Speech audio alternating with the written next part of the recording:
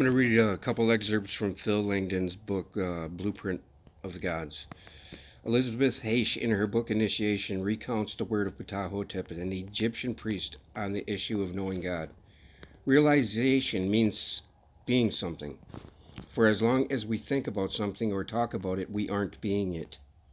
We can think about a cat or about a lion, but that doesn't mean by any manner of the means that you have achieved realization, that you have become a cat or a lion.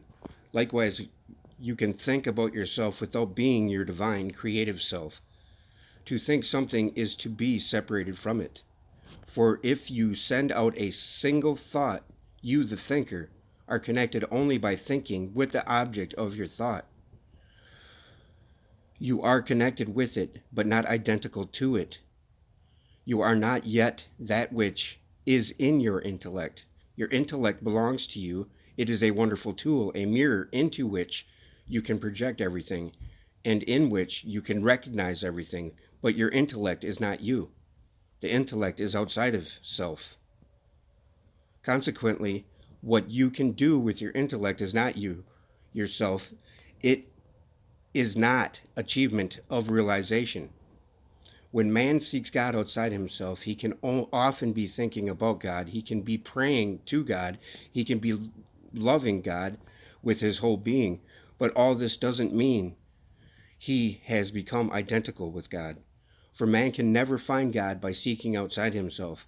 The Creator in man is man's own self, whose last manifestation, farthest from his own center, is his little I, his personal I consciousness.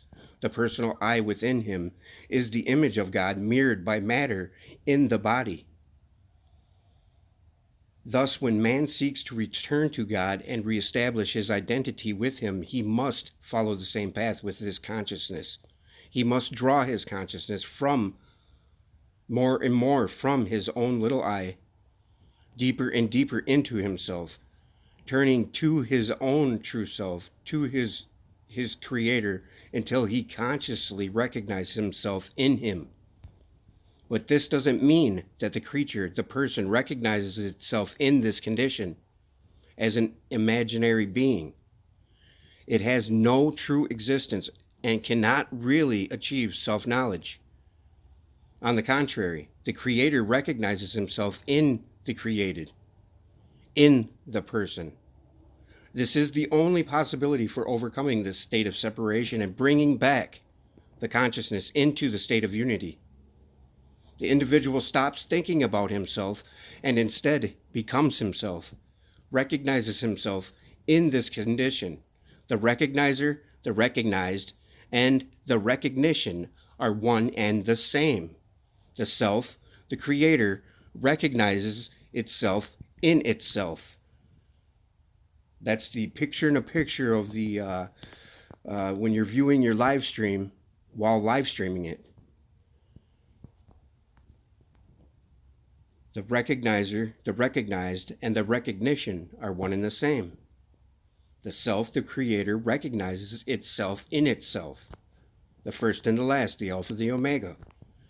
Man can only experience God in this way. This is the resurrection. In this state, he recognizes that his own self has created him and is constantly creating him. Hence, that his own self is his Creator.